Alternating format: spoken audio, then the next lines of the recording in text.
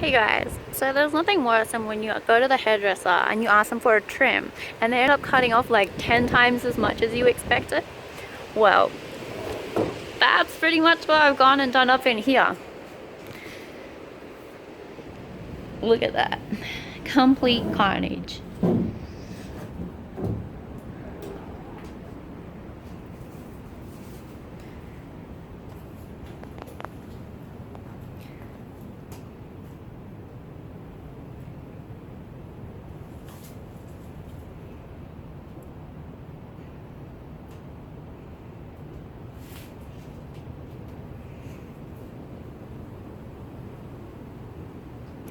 So before you think, oh my god, you horrible person, how could you do such a thing?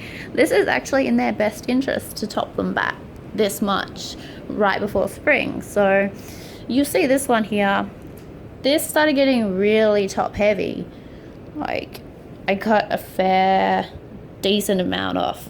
And what happens is you get the new shoots coming up to the top rather than at the bottom where you want them, like along here, and that leads it to being top heavy. You get a lower yield as well. So if you cut more back, you get more fruit coming in, you get a nice bushier plant, and they'll just be a lot healthier all around. So yeah, that's why I cut them back.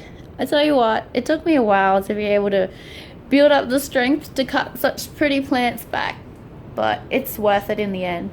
And as you can see, I have cut this one back a couple of weeks ago. This was a bit earlier, and they're growing back nicely.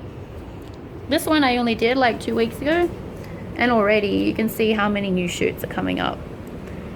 So that's really great.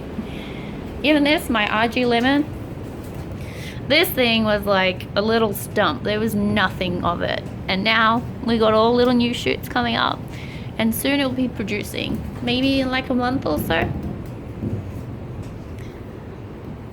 So yeah, it's not all bad. But yeah, I've hit everything with some sea salt wetter soil. I found this is good if your soil's drying out, and sometimes that happens when you have them in pots.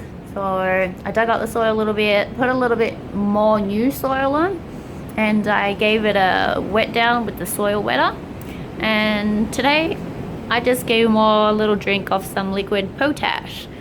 So that's got your potassium and phosphorus in it, and that will help with blooming and growing and like the overall well-being of your plant, which is also what the sea salt does too.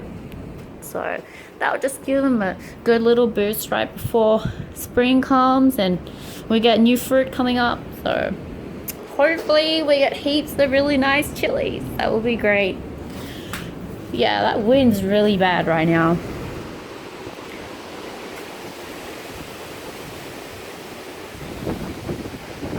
It's crazy. I'm pretty sure my greenhouse is rated up to like 100 kilometers an hour, but I don't know if I want to test that, so hopefully it will stop soon. But yeah, if you guys have any questions, feel free to ask. In the meantime, I will get back to chopping up these chilies. Thanks guys.